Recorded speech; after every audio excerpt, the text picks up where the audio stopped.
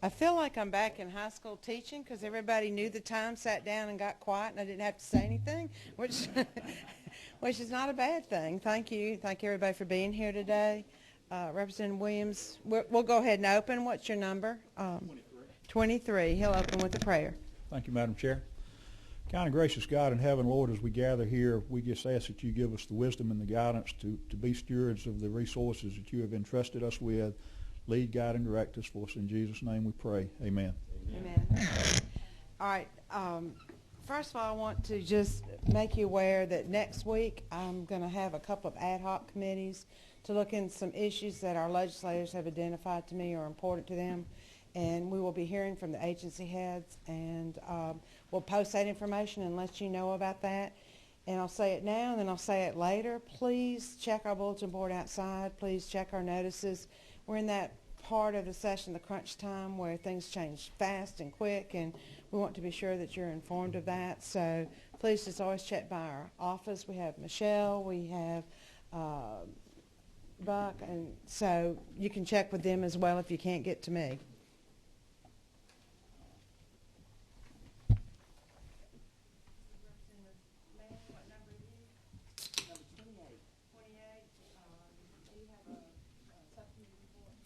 Yes, ma'am.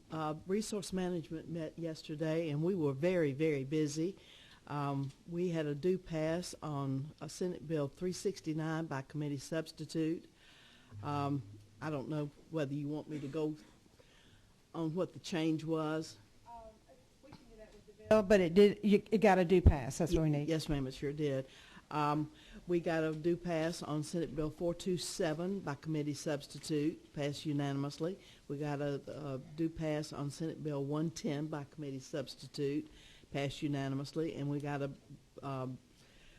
due pass on House Resolution 1367 with only 3 nays. Thank you. And then Representative Harden, if you'll give me your number. 24. Your report from Environmental Quality. Yes, Madam Chair, we considered one bill, that's Senate Bill 362, LC 390070, and that bill did pass with a heavy majority of votes. Thank you. And also, I want to thank all of you for being here today. For those who are viewing us, this is a committee day. We have not convened our session. We're in between our committee days. And so to our committee members, please be sure and check in with Michelle that she has your name, because we need to give you credit for attending this meeting today.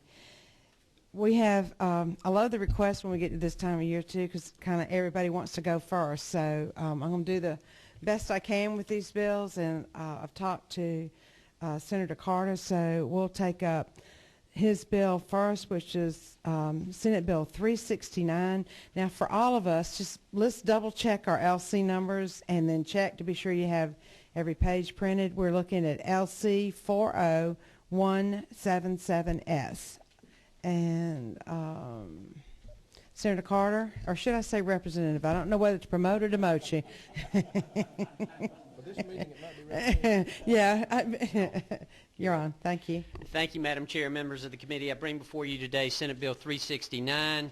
This is a simple bill. It was changed in subcommittee yesterday, and I want to thank Chairman Manning and members of the subcommittee for the hearing yesterday. The only change that was made was when the enactment of this particular bill will take place, and we bumped it back to June the 29th, just so that if it were, it's set to expire July the 1st, and all we're doing is extending it from July 1st of 2012 to July 1st of 2015.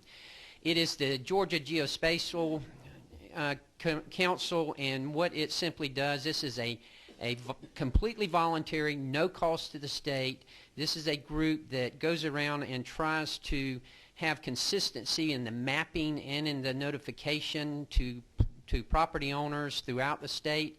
If you will remember, FEMA has undertaken a project to try to redo all the maps in the southeast, and we've been doing that in the state of Georgia. And in order to have consistency throughout the state, this council has been very, very productive and very very active in helping municipalities and local governments to be consistent in their mapping principles throughout the state and in their notification. It's very important. This really came about as a result of some property owners in my district who were not notified that their property had been changed and put into a floodplain. So I would ask you, again, the intent of this bill is to simply extend the expiration date for the council 3 years from 2012 to 2015. Thank you for your presentation. We'll take questions now. I don't see any questions. Okay. The chair will entertain a motion.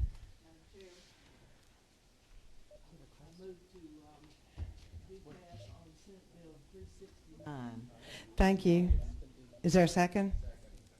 Is there any discussion? All those in favor, please signify by saying aye. Aye. Any opposed? Thank you. Senator, your bill has a due pass from our committee. Don't forget to go by rules and fill out the forms there. Thank you, So, Madam Chair. thank you. Members of the committee. Thank you.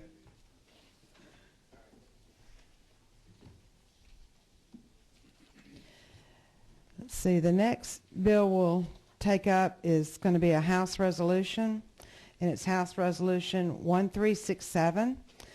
I have the LC number of LC 930630.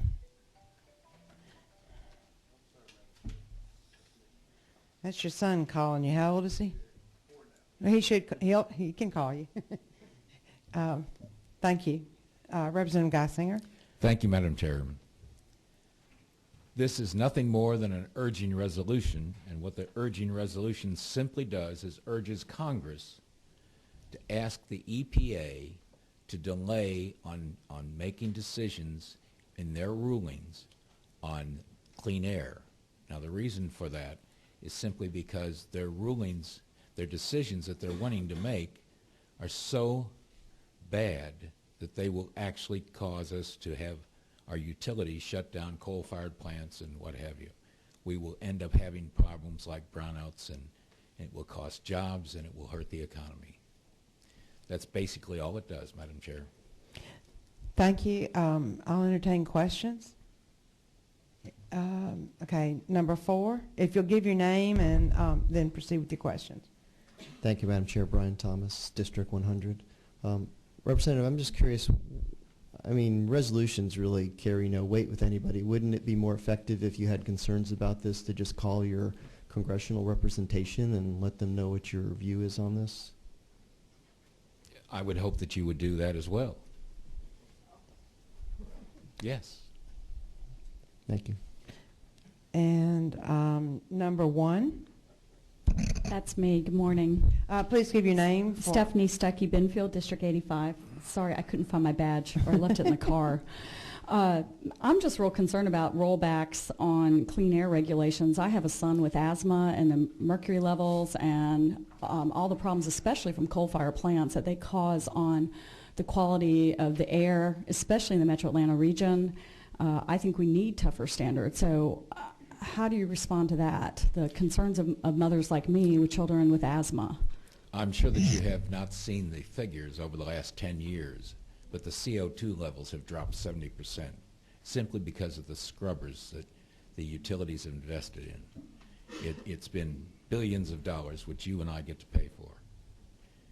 There's no reason in the world why they should go ahead and proceed with rules and regulations that will just literally shut down the plants. We can have brownouts if you like. I mean, that's what would end up happening. Thank you. I have number 8. Please give your name and for our State Representative Ralph Long, District 61. To my good seatmate, my good friend, does this affect pentachlorophenol? Is this group up under there? Because, you know, I've championed that very heavily, and it's almost as important as horses and things. How does that stack up with that? It does not affect it. Well, I appreciate it. Will the gentleman further yield? Are you? Basically, I haven't resolved that issue at East Point. The state of East Point dealing with pentachlorophenol. As you know, I've tried to bring it before this committee several times. and we're still working on that. But I mean, to suggest that we've reached some kind of success level in regards to that carcinogenic substance or any other one, I mean, you know, we haven't dealt with that, and my area still smells like, you know, that carcinogenic substance. I would think that the committee, because members of the committee and the public don't understand what the problem is, I would suggest that you explain that problem to them right now. Pentachlorophenol? Yes. Basically, pentachlorophenol. The chair of this committee, and that is an inappropriate comment. Yeah. Okay. Ooh. I'm sorry, Madam Yes, Chairman. proceed if you have a question. Would you like me to answer that, Madam Chair? I would like for you to keep Okay. your Yeah. attention on the subject matter before us. We haven't passed, that improvements haven't been made in my district as far as air quality is concerned. And with us being so close to Atlanta, it's getting hot, I can just see some brown skyscrapers. You're talking about a brownout. I mean, you can't even see Peachtree Plaza in August or the top of 191 for the smog that we have here in the city. So I just don't understand what kind of levels. Yes. Is there a question there? Yes, there is. What are you talking about as far as these new regulations that have come that are so golden that you want to put forth this resolution now? The cap and trade was rejected by Congress. Basically, what the EPA wants to do is do cap and trade simply by rules and regulations. That's it. All we're suggesting is they delay for 2 years. Madam Chair, and do a thorough study. let me get one more. We have another question. Are there any other questions? Let's give the other legislators a chance to see if they have questions as well. Are there any other questions? Okay, Representative Long, please specifically address your question. What's the reason for the 2 years? The delay? Why the delay? We're breathing now. So they can do a study, further study on the issue. This is an urging resolution. It carries no power other than to ask our Congress, our members from the Georgia delegation, to simply do nothing more than get serious about it and take a good look at it and ask the EPA to delay and study the issue more thoroughly. That's all. Thank you. Are there any more questions? The chair will entertain a motion. So moved. Is there a second? Any other discussion? All those in favor, please signify by saying aye. Aye. Those opposed? No. Do you wish your votes reflected as no? Okay. All right, raise your hands for.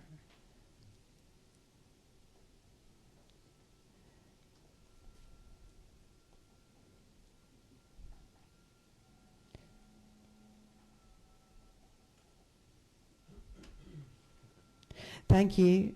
I see that I have a, thank you, Representative, for your presentation. Thank you know you, to go by Madam Chair. rules and Thank fill out you. the forms, okay?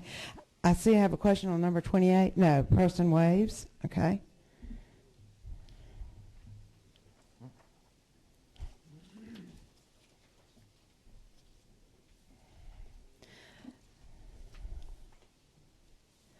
The next bill we'll take up, and I believe Representative Kip Smith is presenting, as well as Senator Mullis. So if y'all will both just take the seats up front. And this bill is Senate Bill 110. The LC number is 400178S. And for the members of our committee who are new, we've had people come in and elected midterm. Senate bill last year was a debate that occurred, the subject matter was a debate that occurred in Resource Management Committee, so it came to our committee last year. It did not get a pass out of that committee, so essentially it was lying in that committee. It has been resurrected by the two legislators in front of us who wish to explain to you today two specific issues occurring in their particular areas of the state as to why they have resurrected this vehicle. Essentially, the language from last year is gone. They will talk about the legislator who has given us approval for this bill to be used as a vehicle, and then they'll explain their subject matter. And I think Senator Mullis, your section is up first, Section 1. If you'll explain. Thank you, Madam Chair, and members of the committee. And I'd like to thank Chairman Judy Manning for her subcommittee's approval yesterday. In my area, we have kind of a unique situation. Tennessee American Water Company, which is an independent water company, is in Chattanooga, Tennessee. And they provide most of the water supply for the southeastern part of Tennessee and parts of northwest Georgia. I sit in the Tennessee River Basin, or most of my district. If I throw a gallon of water off the front porch, it goes to the Tennessee River, and or it used to be in the 1800s the Cherokee River. But anyway, because of that unique fact, well, right when I first started, they have in the past done the billing for the sewer systems of northwest Georgia that's connected to the Tennessee American Water Company. But recently they decided not to do any billings. So the northwest Georgia municipalities and counties that do sewer systems for certain parts of the area in which Tennessee American Water does a water system part has no way of shutting off the sewer system, nor do they want to if they didn't pay their bill, because you'd have to dig up sewer systems in order to shut them off. So my bill, or my part of this bill, which is in Section 1, requires that the water system shut off the water in order to collect the money for the sewer. And it gives them a certain amount of time to do that as well. And we think this is necessary in order to collect the fees for the sewer, because you can imagine if you have no way of cutting off the sewer system, you can't collect the funds or the fee or the cost of that sewer from that individual. So by having the water systems be a part of working with the sewer systems would be the only way for this to happen. What we'll do is go through both sections of the bill, and then I'll open up for questions and go back and forth as the questions come up. Okay, Representative Smith. Thank you, Madam If you'll Chair. refer us to the section you're talking about. We're going to start with Section 2, and 2 and 3. But this changes the date that land disposal sites receiving waste from septic tanks, pumping businesses have to comply with EPD regulations. As of now, these businesses used to fall under the Department of Health. Now they're going to EPD, and they have new rules and regs that have been set up to take effect July 1st of 2012. So we're going to change that date to July 1st, 2014 in order to give the smaller businesses time to comply with these rules.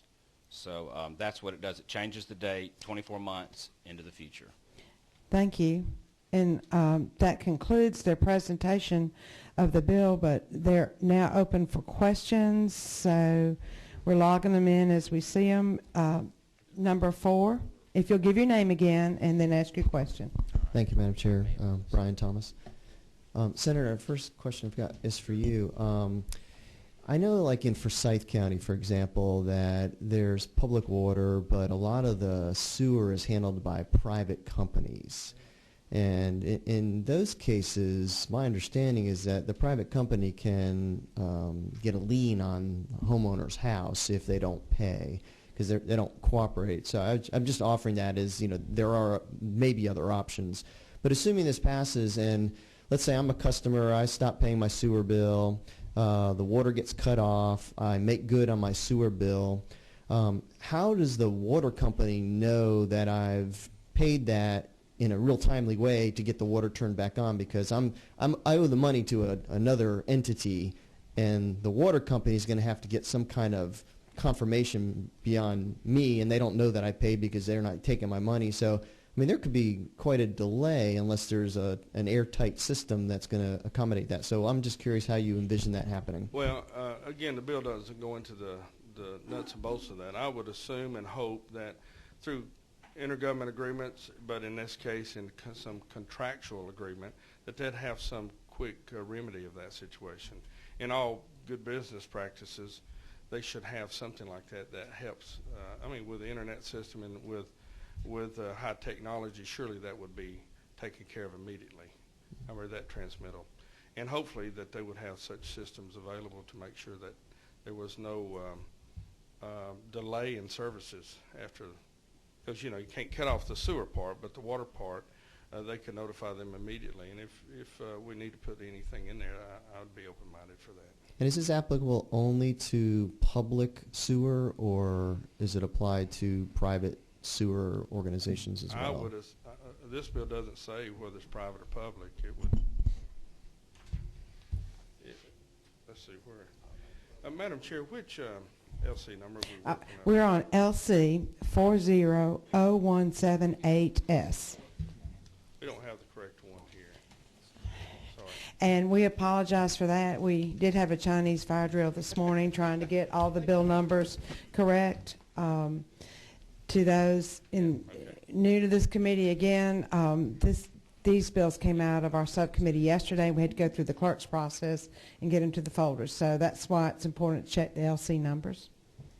So it does look like on lines 20 through 22 or 21 that it does apply just to county, municipal, or local authorities. That is correct. Okay, so it wouldn't be applicable to a private entity. Okay. And thank you for that. Thank you. Thank you, Representative. Let's see, my next number is 12. Thank you, Madam Chairman. Please give your name. I'm Representative Pat Gardner, and I don't have a problem with this particular bill, but I would, at this time of the session, as we combine bills and make amendments, procedurally, it would be very helpful for me if we had the original bills so that we would know what has been changed for future meetings. I was in the subcommittee and we did have the original bill on this particular one, so I don't have a problem with this one particularly, but I think procedurally it's very helpful to see what's been changed at the last minute. Well, that's just a request. There's a clarification I think we can either get from the subcommittee chair or our aide, but I think the change was 5 business days. Is that correct? That's correct, and it is public. It is public sewer systems, so it does not include private. And as far as the procedural matter, the space holder was Senator Murphy's bill last year, so that bill was not passed by the subcommittee, but the bill was still alive and in the subcommittee since it was not acted on. So we just used that as a placeholder in order to allow these two gentlemen to put their bills on that place. And essentially what has happened here is that the full content of the bill from last year was removed, and this is a carrier, but it is a new bill. It was totally deleted. Thank you. Thank you for the questions. Yes, Senator? This is transparent sausage we're making. Just need to be a little more transparent. Thank you. Our next question is number 1. Okay, if you, again, sorry, but identify yourself, please. Yeah, Stephanie Benfield, good morning. And we may just need to talk afterwards, Representative Smith, because I don't fully understand this bill, but you did make a statement when you presented it about how this is helping the smaller businesses. Is that right, businesses? Okay, so my question is, was there any thought given to making a distinction between allowing the larger businesses to still come under the regs starting 2012 and then the extension only applying to the smaller businesses? No. Or does this impact, I mean... It would be across the board, universally. It would affect every business, those that would have to fall under the new rules and regs. If you'll pull the mic towards you, yes. And if it's okay, Madam Chair, I've got Go Jim Ushery into the here. background a little bit more, I think. I've got Jim Ushery here from EPD. Let's go ahead and hear your testimony. Okay. But if I can just clarify my question, since you said this will help smaller businesses, that gave me the understanding that it's smaller businesses that need the extension and not the larger businesses. Right, and when they move from the Department of Health to EPD, I don't think the small businesses necessarily had much involvement in that process, and I think this extension would give them the opportunity to meet with EPD and to come up with rules and regs that they can manage financially. So my question is, would you be open to having the larger businesses still have the 2012 and the extension only apply to the smaller No, businesses? I'd prefer to just keep it universal across the board. And why is that? Well, I just think that you start just picking it apart like that. I think we need to just continue all as one. And one for all. May I ask a follow-up question? Perhaps what I will do is, it is unusual to have testimony from the committee, but we do ask our agency heads or our directors, vice directors, if we have any complications with it. I think you can speak clearly to the process has taken place so far and will take place. This is Jim Ushery from EPD, and if you'll take the podium mic, thank you. Yes, good morning. Thank you, Madam Chair. This got moved over to EPD in 2007. This is the disposal of septage. Septage being the pump out of septic tanks.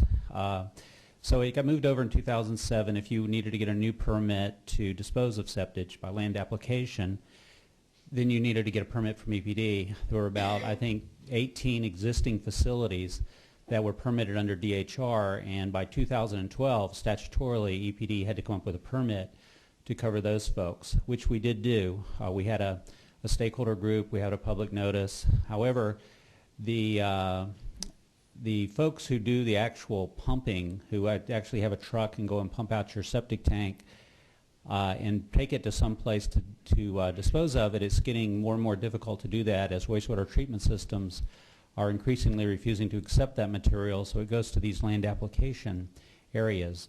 These land application folks have not been accustomed to the requirements that were included in EPD's general permit.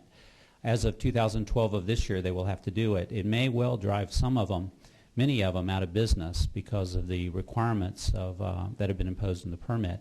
So we do support this bill because we do believe that small guys who are pumping out septic tanks may not have a place to take their septage to, which might well lend itself to disposal that would even be worse, and back roads or those kind of things. So what we would like to do, and we've had some preliminary discussions with the septage haulers about things that we could do to make a rule that would be protective and would something that they could comply with as well.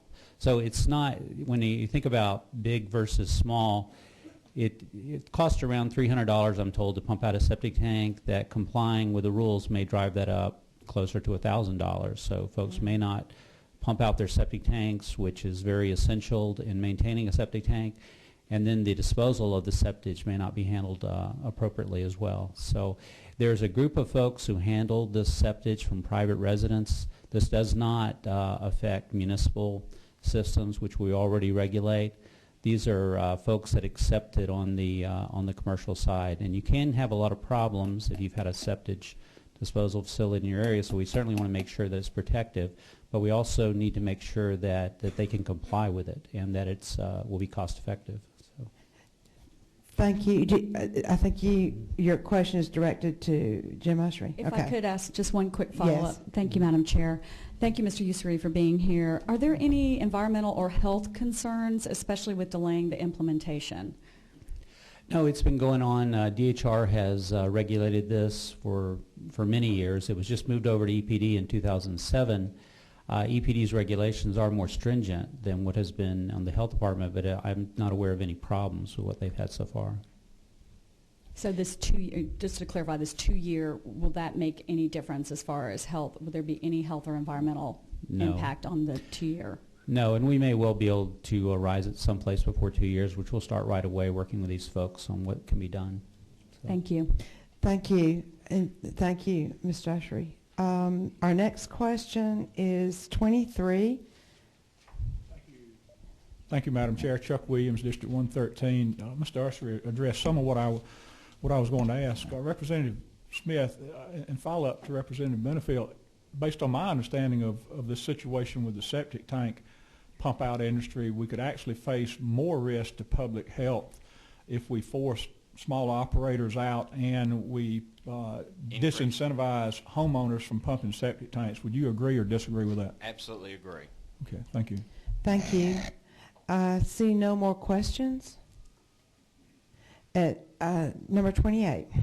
Madam Chair, I I would move do pass on Senate Bill 110. Is there a second? It's the substitute to Senate Bill 110. Yes, sir. All right, for Yes, our ma'am. records, it's Sorry. definitely the substitute to Senate Bill 110. 110. All right. Who was, missed the second? Oh, sorry. Is there any more discussion on this? All those in favor, please signify by saying aye. Aye. Any opposed? Thank you, Senator and Representative. Madam You know Chair. to go by rules and fill out the forms. Madam Chair, thank you, and allow me to be of service to your members of your committee and the Senate Transportation Committee. Thank you. Thank you. We always need a senator to talk to. Thank you, Senator. He's been helpful.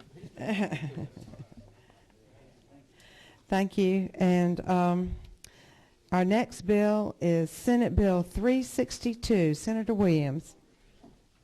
And while you're coming up, I want to be sure we have the correct LC number for everyone and for the senator as well.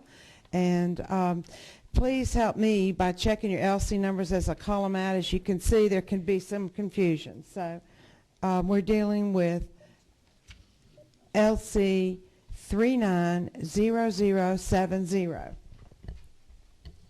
Okay, Senator, go ahead. Thank you. Madam Chairman, I'm sorry that I can't lay it on quite as thick as the senator from Mullis. But, Senator, I will tell you, he does have a talent, and we all recognize it. I guess that's what it is, a talent anyway. But,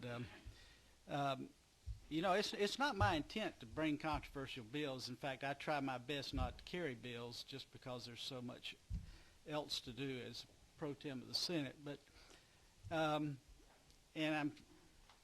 I don't really see this, and I consider myself an environmentalist. My goal for a number of acres I own down in South Georgia is for it to look like it did when the pioneers came here.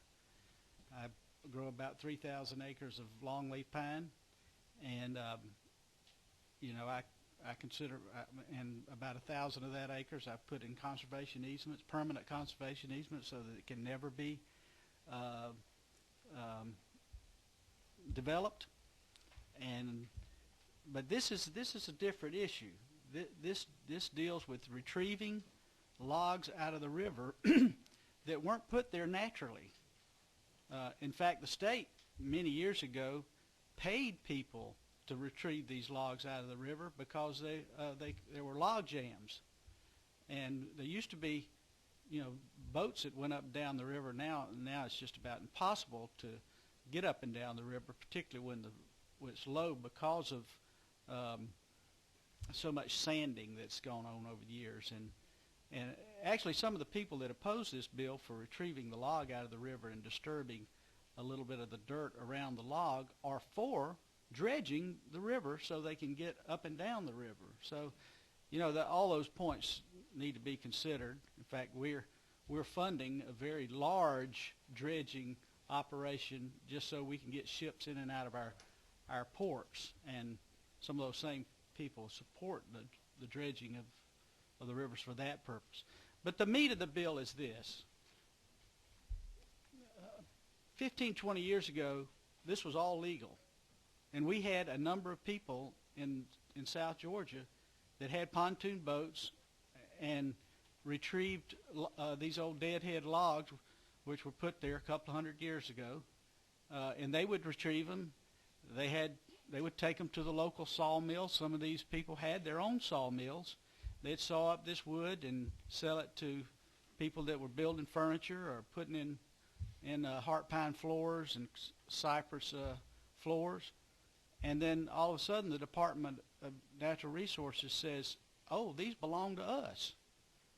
Well, I don't personally believe, I believe it's not what I believe. What the courts have said, all the federal case law, the admiral laws in the state, and the federal government have said these are salvage. We in the past as a state have treated them as salvage, but all of a sudden we're saying, no, they belong to the state. Well, a logger in southwest Georgia challenged this and has gone to the federal courts and has won twice in the federal courts. But the state keeps insisting in an appeal that they belong to the state. Well, This bill assumes they belong to the state, even though the case is pending in the federal courts. And this could become a moot point. But this bill assumes that they belong to the state, and my effort is to try to help these people who used to log some of these deadhead logs out of our rivers to be able to continue that practice and to purchase the logs from the state. We passed a bill, or Senator Bullock passed a bill several years ago that said, yes, you can retrieve the logs, but you got to pay the state this amount. Well, the bill didn't say how much you had to pay, but the department determined a price that frankly was prohibitive, and nobody engaged because they couldn't make any money at the price the state set. What this bill does is allow for the selling of the logs in a particular stretch of river, only on 3 rivers, that says the price will be whatever the highest bidder bids. I don't know how we can go wrong with the highest bid. It all, in the language of the bill, is drafted by the department to make sure that the environment is protected and that they have controls over how the bid works. They can set parameters for a minimum number of bidders. They can set parameters for the minimum price. They can set parameters to reject bids if they think those bids are too low. That's the meat of the bill, and I would, this bill opens some code section that frankly deals with issues that you frankly don't want on the floor, the interbasin transfer kinds of things. So I think we've got a pretty tight bill. The department thinks we had a pretty tight bill. Actually, the department is still involved in the lawsuit. We believe that passing the bill will remedy the lawsuit, and the state is actually in jeopardy because in joining that lawsuit is who owns the river. We don't want to, as a state, to lose ownership of the river, and I think this passing the bill will actually help us in that regard. Thank you, Senator, for your presentation. Next, we will take questions. So if you'll go ahead and push your buttons if you have questions to ask. And also during this question and answer period of time, if there's any consideration for amendments or to this bill, it's the proper time to explain it to our committee before we go into the voting process. Our first question is number 1, and again, please identify yourself. Thank you, Madam Chair. Stephanie Stuckey-Benfield. Good morning, Senator Williams. You testified that this only affects 3 rivers, but I'm looking on page 1, line 23, and it says river means Altamaha, Flint, Okmulgee, or Oconee.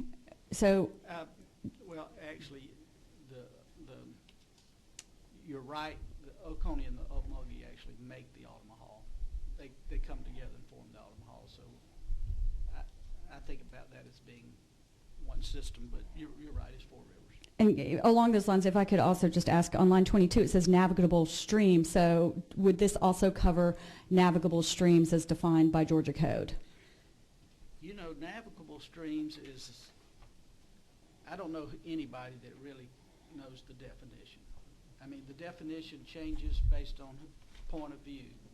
You know, navigable stream used to be when you could actually navigate it with a barge or a boat or a steamboat, and the folks on the left thinks a navigable stream is a running mud puddle, and folks on the right think it's the biggest river, the Mississippi. So somewhere in the middle is a navigable stream, I suppose. But interpreting definitions, there's what we've considered navigable is what you could actually navigate with a boat that would carry goods and services. If I may, I've just got one more question, but a brief follow-up to that. It is defined in the code. I'm going to try and pull it, but there is a definition of navigable stream that's used for purposes of this code section. This is just those that are listed here.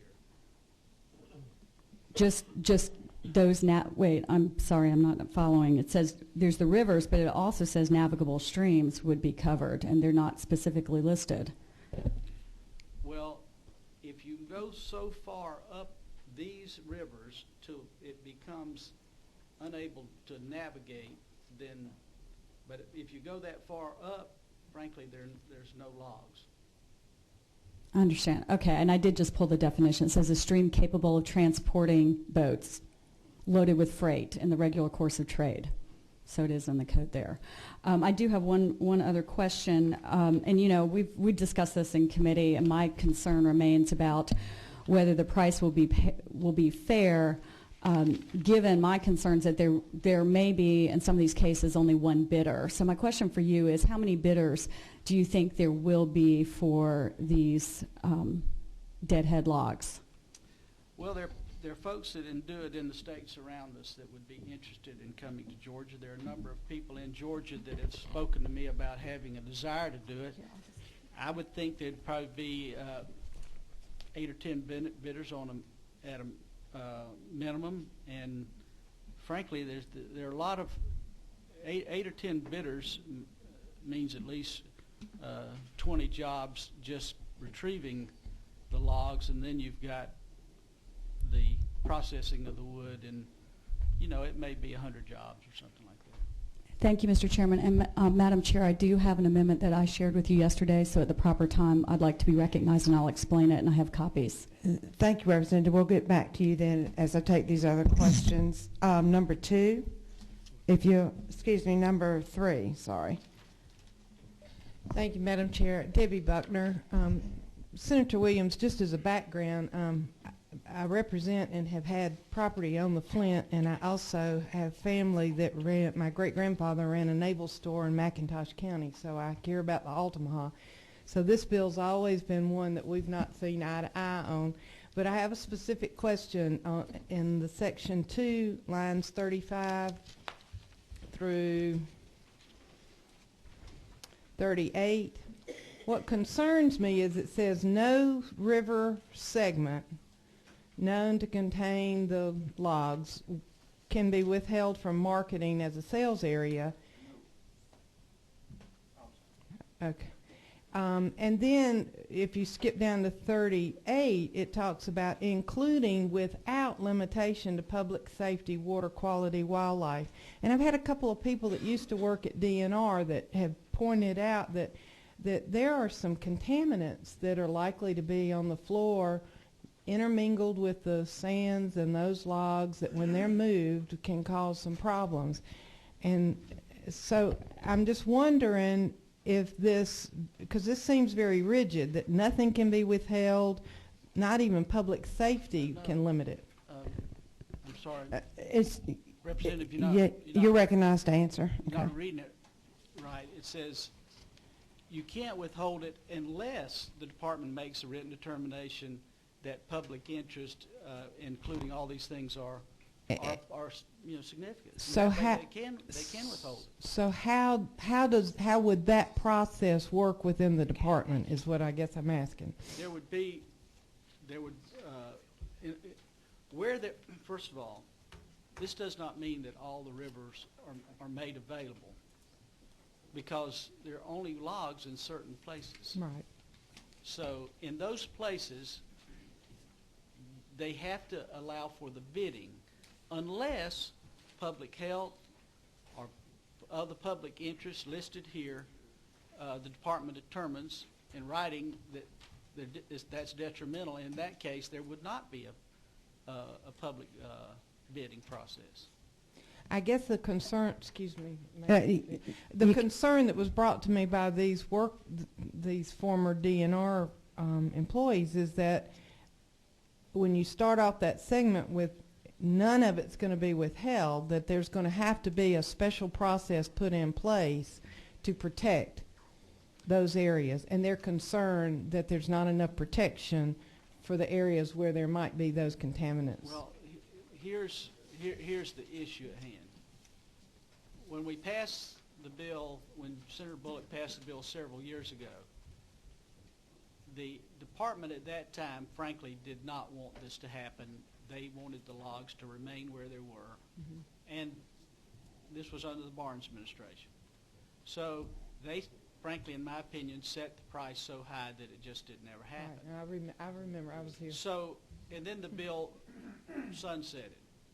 So the only way that you can ensure that the department is actually going to do what we're trying to allow, which is the retrieval of these logs, is to say it will happen unless the public's interest is affected by it. But you do have to consider that, as I said, these only when the logs were rafted down the river, there were certain points in the river that were more dangerous than other points, and that's where the rafts usually broke apart, and they're in these spots, and so you're not going to, in a long stretch of straight river, you're probably not going to ever do anything. It's going to be on the bends. But I think the department asked us to put in this protective language, and that's what we did. It's just not clear to me how this is going to play out, how it will be protected. Well, a stretch of river it can come up for bid unless otherwise. I don't mean to belabor it. Thank you. Just one last question. Can a citizen come before DNR and say that they think that stretch of river that's being considered, it needs to be looked at more carefully before it's opened up? And would the citizen know that it's going to be available for logging? How would that happen? Yeah, that kind of thing is what bothers them. They public bidding process that the department will set up all those parameters to be sure the public's notified. You just can't have the bid process requires a sealed bid. Right. Those notices will go out to potential bidders and then to the public. Okay. Thank you. Thank you. My next number is 24, if you'll identify yourself. Thank you, Madam Chair. Representative Buddy Harden. Senator, is it not true that this bill does give the department complete control over if, who, when, where, and what price these logs are harvested? Right. And is it also not true that in some testimony we heard previously that there was concern on the part of some of those opposed that this had something to do with cutting trees that are beside the rivers at this point in time, but those trees actually are there to are prohibited from being cut because of the erosion which further sands the rivers that we're talking about. So that actually removing these deadhead logs would be a positive thing as far as the sanding of the rivers and the shallow parts. Well, as I said, the state used to pay people to take these logs out of the river, and from time to time, before the state determined that the logs belonged to them, when a log would move and jam up a stretch of river, particularly where boats would traverse, they would call people to come get the log out. So it's these logs they were rafted down the current. They weren't rafted on the side of the river, and so when they broke apart, they went down in the current. That's not where fish habitat typically is. And you ask any marine biologist, they will tell you that most of the fish congregate within 20 feet from the edge of the river. Every year, thousands of trees fall in the river, just because the bank keeps washing away and the trees fall in. That's where fish habitat's created. These logs are cut on both ends. They don't have limbs. They're not. These are not the trees that some others are talking about. Thank you. Thank you. Our next number is 23. Thank you, Madam Chair. Chuck Williams.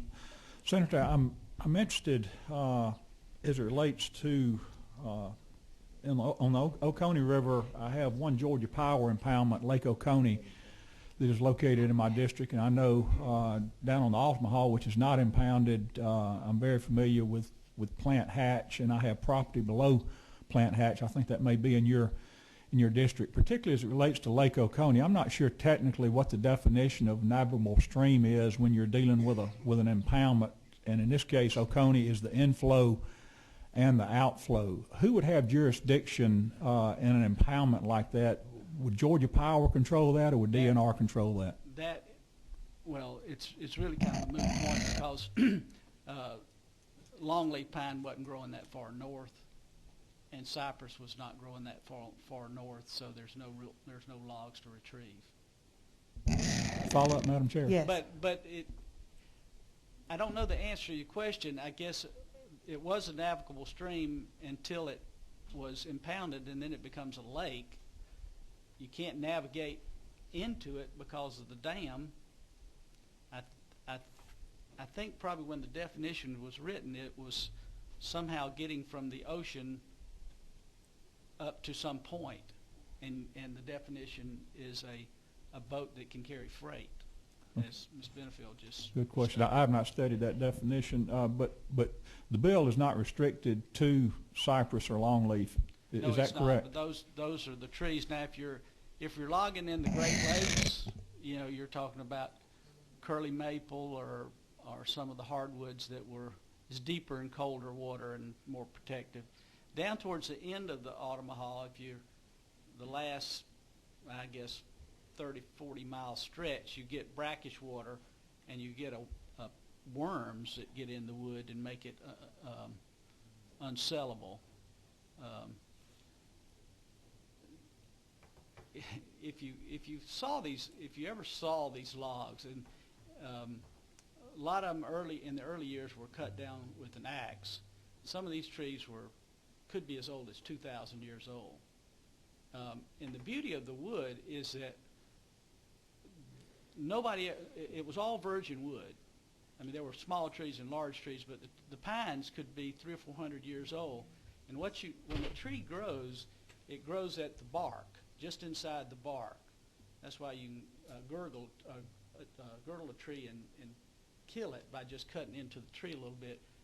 But those trees grow in and out, and the bark sloughs off and creates new bark, but it compacts the trees. So you get growth rings that not are 1/8 of an inch or so, but you can hardly distinguish one from another because the tree is just compacted, and then that interior wood is created is called heartwood. Well, when the tree gets in the water and is there for so many years, all that sapwood and bark sloughs off. So all you got is a solid piece of heartwood that the grains on it are really, really tight, and it's really heavy. And part of the reason it never made it all the way down the river is because it was just so dense. Well, that you can't find. There's some places in the capital where you can see this kind of wood. It was put there by people who didn't intend to lose it. They intended to take it to the market. We're trying to get it to the market, and to do it in other states around us. And really true, I think we have the necessary protections as Representative Hard to make sure that we protect the river and we protect the public interest, and that we get a market price for what we're selling. This debate's still going to go on as to whether the state actually owns it, but this bill assumes that we do. Thank you. Number 8. Representative Ralph Long, State House District 61. I have my interior design degree as well as my broker's license, so I understand the value of the wood that you're getting. I mean, I've actually sold homes or prospected homes with those $15,000 mantel pieces that you're talking about. But with this new release of regulation right here in regards to retrieving some of the wood, what is that going to do as far as the value and dumping? I mean, let's say like we pass this bill right here, and now the rivers are available, and we've got folks out there retrieving these logs and things, disturbing the sediment, and also this new influx of this wood on the market. What is that going to cost? Because from my understanding, that's part of the nostalgia about the piece.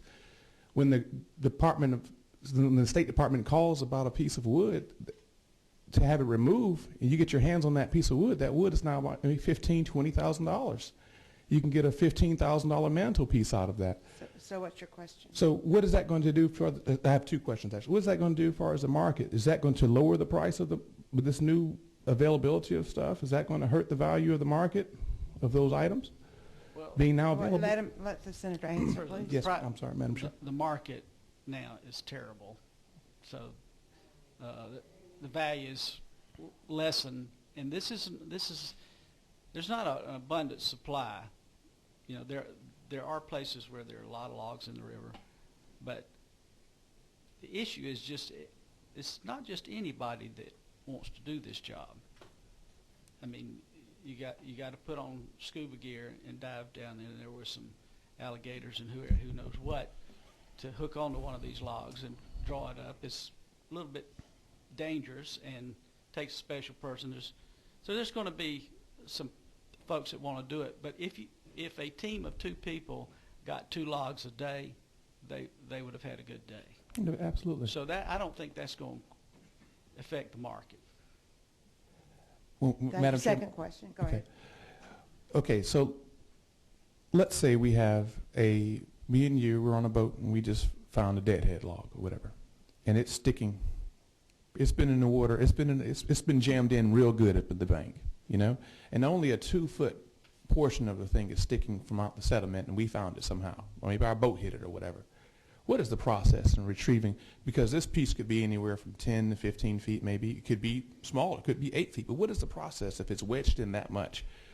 Because I've lived on a lake. Give the senator a chance to answer. I hear you. What I'd tell you is, first of all, I'd be looking for a log that was not embedded, and that's just first of all, you can't get them unbedded if they're too deep. But the river bottom doesn't stay the same. It ebbs and flows, and sand is moved, and at some point in time a log may be fully exposed, and months later you can't even see it. So the idea is to try to find, and I could take you and show you logs right now that are completely sitting on the bottom, not embedded at all, and that would be the logs that one would try to retain. Madam Chairman, I got it this morning. Yes. I think.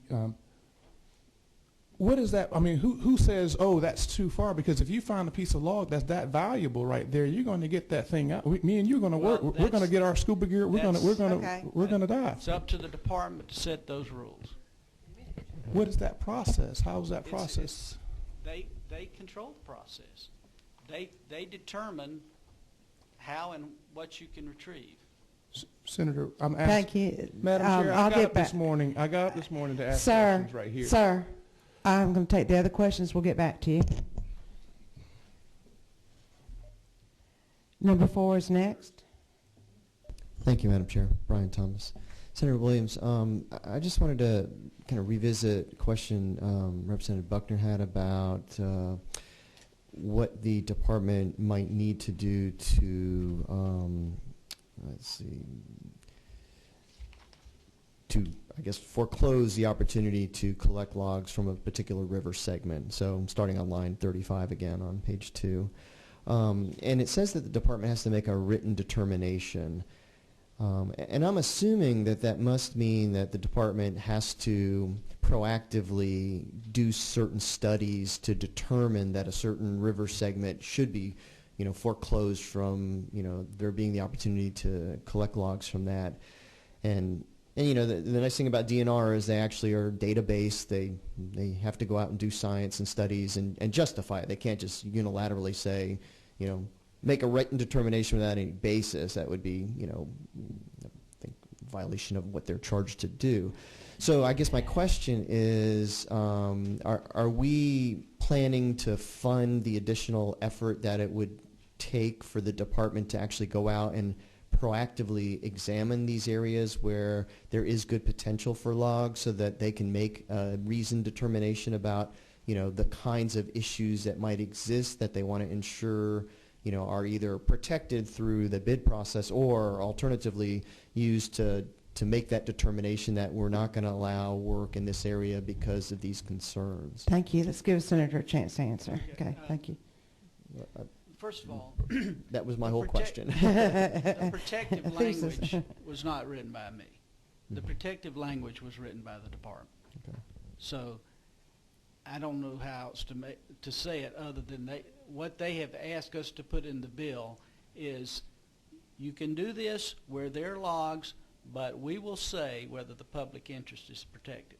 And we'll say that in a written form, and at that point, it can't be sold. I don't know how else to make it any tighter than that. But. Thank you. My next question is number 12. If you'll identify yourself. Thank you, Madam Chairman. I'm Representative Pat Gardner. Most of my input on this bill has come from environmentalists and fisher people, and I'm curious about the industry that we're trying to create to make Georgia a destination for fishing kinds of events as an economic development tool. And I just wondered, as we try to balance these two things and look at the economic benefits, how you balance those two things. I mean, how is it going to impact on the fishing industry? Because we think it's become an industry.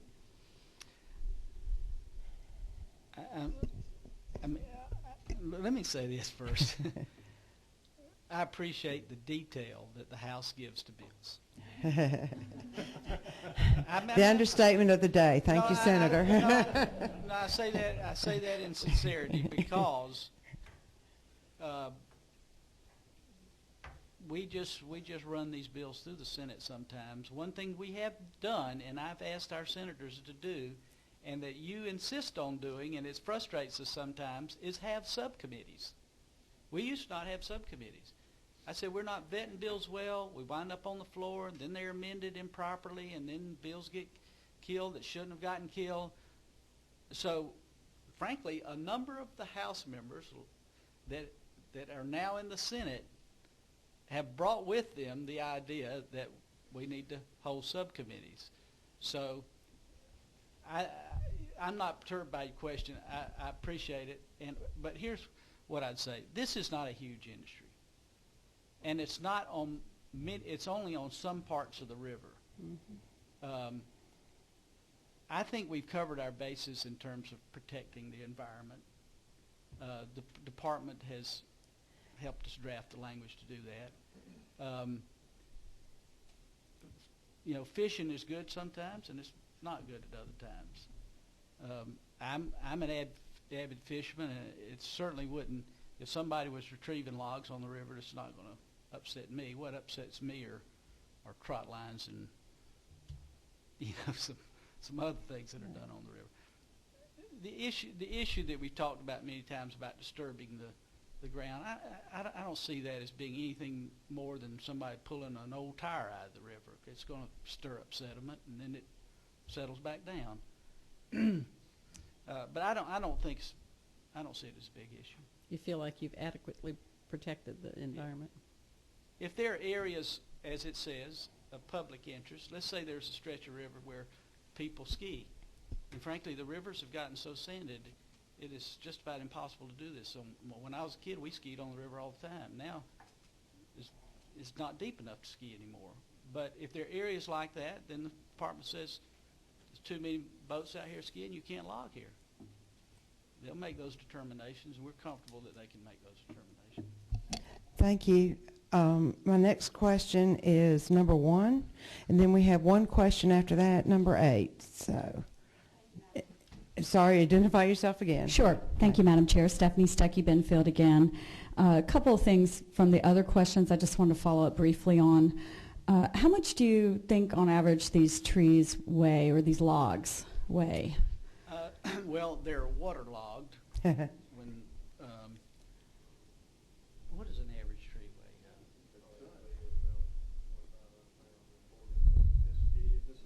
weigh? Wait, tell me your number. 10. We have an expert here. Yeah. Explain yourself and your background while you answer this question. How much time do I have? I'm not going to let you ask Representative Long that question. Chad Nimmer, District 178. And your background. I'm sorry, I'm in the timber business. Have been for about 13 years. I do not scuba dive for logs, however, but I'm all above ground with my harvesting operations. But the average tree, it's going to determine the diameter and length. Obviously, the water log is going to have accelerated weight factors to it, but I mean, you could be anywhere from a 1,000 to 700-pound piece of wood up to a 2,000-pound piece of wood. It's just determined on how dense that tree was, from the heart that was in it, as he described earlier, to how long it's been in there, and then again the dimension of the log, length and diameter. Thank you. Thank you. That's very helpful. The reason I asked that is you made the comparison to an old tire, but wouldn't you agree that there would be significant difference in dredging up an old tire and the amount of sediment that could be pulled up from a riverbed as opposed to a potentially 2,500-pound buried piece of timber that could have been there for several hundred years? Wouldn't you agree that more sediment would be? I would agree with that. And I know we had this report in the subcommittee, and I'm sure you've had a chance to review it, Altamaha River sediment testing that was conducted by Red Wing Environmental, which is an environmental consulting firm. And they showed that dredging up these logs could stir up in the water where people fish and drink all sorts of potentially toxic chemicals, including aluminum, barium, iron, Please ask your magnesium, question. and zinc. So my question is, how do you respond to these environmental and health concerns about the toxins that could be stirred up by dredging up a 2,500-pound log? The department is going to set the rules about whether you can, if a log's embedded, and what points you cannot retrieve a log that's deeply embedded. So I'm not concerned any more than I would be concerned about dredging the Savannah River. I mean, it's... Well, I'm concerned about dredging the Savannah River. Okay, So well, we may I'm have not different... surprised. One more follow-up on the weight issue. We have is- one more question after you, and I'm trying to get to our legislators. Okay, you talked about scuba divers, but isn't it true that a 2,500-pound log, scuba divers would be unable to lift up? So in that case, are we looking at a barge, or I don't know what type of boat you would need, but a crane? At that point, would it be a crane, or how would you lift a log that would be 2,500 pounds? A couple of different ways. You need a pontoon boat and a winch and or flotation material that you put the floats on it, and then you pump them up, and they bring the log up. Thank you. And then we have number 8. You've already had the mic a few times, so if you'll make your question brief. Well, I just, Senator, I vote. It's not a partisan issue for me. I'm just trying to get some understanding. That's why I'm asking these questions. What is the process if you find a log that's basically stuck in the sediment very deeply? I mean, because from what I've seen, we're all men here. We have tools to excavate. We can excavate anything that we see.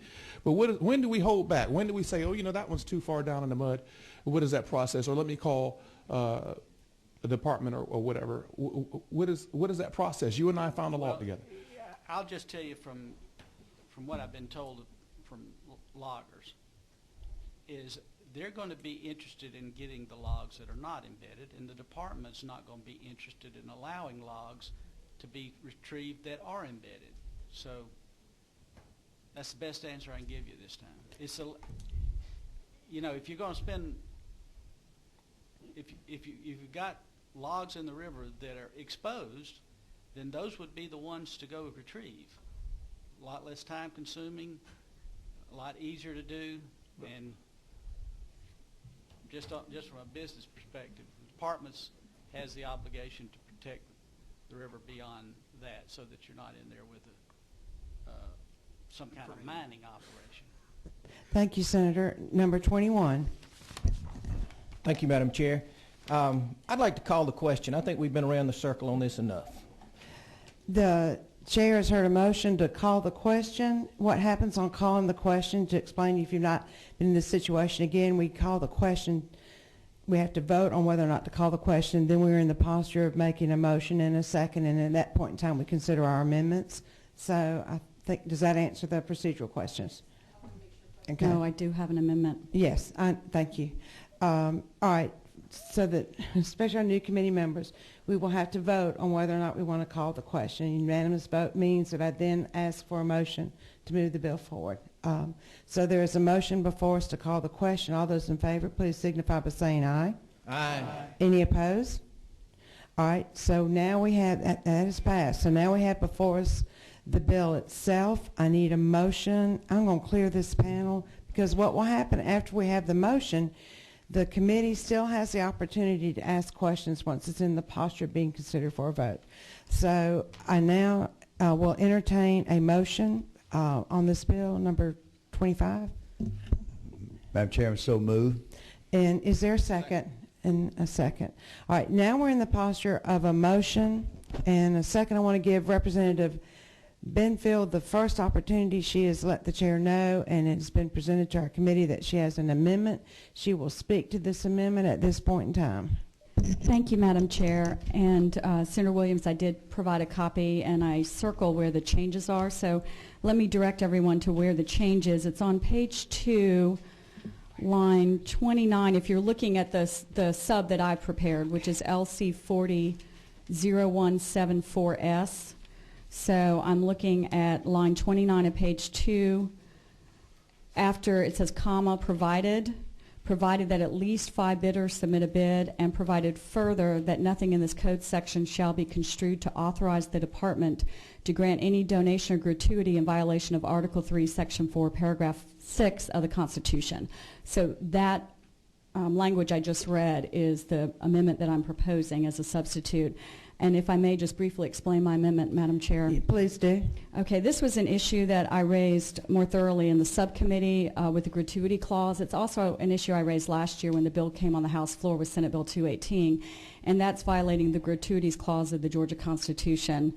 And just to review, I mean, I'm a lawyer, but I had to review the gratuity clause as well, so I think it might be helpful to say briefly that under the Georgia Constitution, the General Assembly shall not have the power to grant any donation or gratuity. My concern with this bill is without saying that there's a minimum number of bidders required, there is the potential to have only one bidder, and that one bidder could set the price so low that it would essentially be the state giving away state property, and it would be a gift and a gratuity and thus unconstitutional. I looked at some of the case law in the gratuities clause, and the courts apply what's known as the substantial benefit test. So they will allow gratuities in some limited circumstances, such as if there's a disaster assistance program or police and firefighting services. So it's got to be something that really rises to the level of substantial benefit to the public good. But in this case, I can't imagine the courts I don't want to say what the courts would hold, but I think it would be difficult for the courts to hold that there would be a substantial benefit to the public that would justify the sale of a deadhead log to a private business. So this is out of an abundance of caution to ensure that this bill is constitutionally sound, because I do think it will be ripe for challenge if it passes in its current form. So I did 2 things with this amendment. One is to have a minimum number of bidders, and I asked Senator Williams during the questioning portion, how many bidders did he think there would be on average for these, and he said at a minimum 8 or 10, and my amendment proposes 5, so I think that's a reasonable number. And then it also says that it puts in some protective language, and I consulted with legislative counsel to make sure that we covered our bases, to say that we are not going to be, the department on behalf of the state will not be granting anything that could be considered a gratuity. So that's my amendment, and I'm happy to answer any questions. Thank you. Thank you. Representative Benfield, first position we're going to be in is to give the senator an opportunity to respond to that. The department, in the language in the bill, can already do this. They can set a minimum number of bidders, and they can turn down all bids or any bid. I think we give them the liberty to do it. I think if you were building a school in your district and you had 4 bidders that were reputable bidders, then you wouldn't try to limit that. What you're really trying to concentrate on is the price, and if it meets your minimum requirements. I trust the department to do it. I think the amendment's unnecessary. Thank you, Senator. I have number 21. Again, identify yourself. Yes, Representative Randy Nix, District 69. I was going to make the same point. I believe this allows the department to set a minimum if they so desire in this case. So would that constitute a gratuity if they said we will not accept a bid under this amount, would be my question. You have to address it to the chair then, and then the chair needs to recognize. Okay, so I'll address it to the chair. Restate your question. My question is this: if the department says we will accept no bid under X amount, and someone comes in and bids under that and they will not receive it, if it's above that amount, would it be a gratuity? Thank you. And what the chair will do is refer to the author of the amendment. Thank you. I'm not an expert on the valuation of these. I think it's a fact-based question. It would depend on the value of the timber that was set. I do know the department did have a robust process by which they determined the fair market value at $1.28, and that was deemed to be too low for these, too high for these, the people in this business. So I think it's a fact-based question, so I don't think I could answer in a generalized way. I will say that I think this ensures trust in the process and public trust, and I think we, as members of this body, have an obligation that the bills that we pass out are constitutionally sound, and there are serious gratuities concerns with this bill. And if the department's going to do it, and if we all think they're going to do it, why not go ahead and put it into the language? And I'm not saying anything about this current department, but I do know that there are examples where there has not been strong public trust in bidding processes. And I would hate to have this come back to bite us and have the process not be fair, and administrations change and people at DNR change, and this puts it permanently in the code to make sure that the process is sound and fair. Thank you, Representative. I have number 25. Yes, thank you, Madam Chair. And to the author of the amendment, is it true that I'm a licensed auctioneer? Direct to me first. Madam Chairman, may I direct a question to the? May I direct a question to if you'll explain your question to me. The question is it not true, Madam Chairman, that I'm a licensed auctioneer? I know you speak fast. And Madam that's right. And Madam Chairman, is it true that some of the best auctions we have in the state, and I have attended, is it true, a lot of these state auctions, when you have two bidders, I don't think that you can have two bidders, and as long as you have two people, you can make good money. Is that not true? Thank you. I think that was more a rhetorical question. No, I want to answer for her? ask a question. All right, here is the chair's observation. The answer needs to be very brief. Right. Please reply. So, may I ask the question? I have referred it to her. Okay. All right, thank you. Thank you. I think it's true you could have one bidder and have a fair price. It's fact-based. No, not one bidder. I don't think. You could have two bidders. Hold on, we're not going to debate the bill. No. We are not debating the bill. That's the question. Good. All right, just answer the question. I think in general that when there is a robust pool of bidders, you get a fairer process, and the price is going to be fairer, and it's going to be better for the state. And so I think we have an obligation to ensure that this is a process that's sound. Thank you, Representative Benfield. All right, I am looking at my board, and very quickly I'm going to say, at this point in time, it is proper for us to consider the amendment. So, Representative Benfield, I'm going to turn the mic on and let you have presented your amendment. What you need to do now is present it, get a second, and then we can vote on it if that's the will of the committee. Either way. Thank you. I move that this committee pass the substitute to Senate Bill 362, which is identified with LC number 40174S. Is there a second? There's a second. At this point in time, there can be further questions. I see none. All those in favor of this motion, please signify by saying yes. Aye. Yes. All opposed? No. The noes clearly have it. The motion has failed. Yes. Madam Chair, may I ask that we have a hand count? Yes. Thank you. Yes, you may. All right. Let's do it again then. All those in favor of this motion signify by raising your hand. And we give us a minute to check. 1, 2, 3, 4. You have a 4-year-old child, but you're not.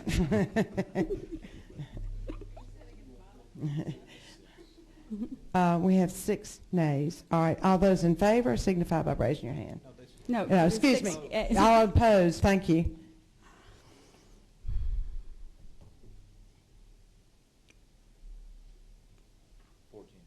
14. The motion clearly failed. Thank you, Representative Benfield. Thank you, Madam Chair. Now we're in the posture of considering the bill as presented to us. And the bill number is LC 400178S. All those in favor signify. No, wrong one. Okay, hold on. That's why I'm calling it out. Thank you. Thank you. All right. The bill number, for those who are watching us, what you have to do is get your LC numbers right. So my committee is awake still, and thank you for that.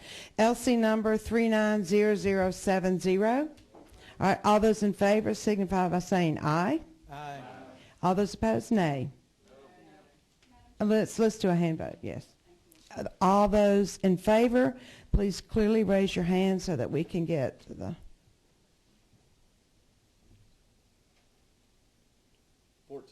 14. All those opposed, also clearly raise one hand each. Thank you. Senator, this bill has passed. First of all, thank you for your patience in explaining this to us. Our committee delves into subject matters probably more than most House committees, and we're all subject matter experts. We just don't have degrees. So thank you very much, and don't forget to go by rules. Congratulations on your bill. To our committee members, remember you need to watch and be on the lookout for, I forgot to tell you, I was informed this morning that, what's my last bill here? Senate Bill 427, the author couldn't be here today, so this is where I want to go next, is pay attention. We will probably have to have another full committee meeting, so be on the lookout for that. We'll try and do it as early as possible next week because essentially our bill authors are running out of time, so I want you to be aware of that. Secondly, for us, always pay attention to the postings on our bulletin board, and if it's possible, get notices to, you will be notified as a committee either to your desk or by phone or to your email, however you've told us to notify you. Just pay attention this time of session. It gets rather hectic. I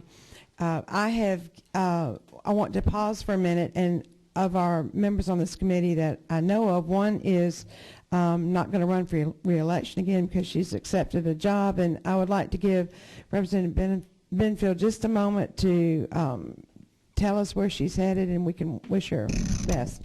Thank you, Madam Chair. I'm sure you'll miss some of my questions. I think you're going to where you get to ask more. So. Yeah. Well, it's really been a pleasure serving on this committee. I've been on this committee for 14 years, and I have learned so much. And I've served under Chairman Hanner and now under you, Chairman Smith, and I appreciate the consideration you've shown me, especially with me running late some mornings because I walk my kids to school before I get here.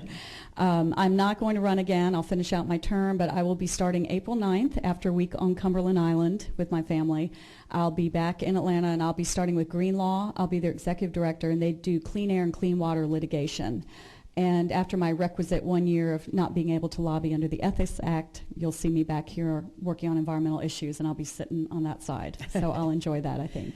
Well, congratulations. I think our committee joins me in wishing you all the best, and thank you for your years of service. And again, we adjourn. Please be on the lookout for our notices. Thank you, committee.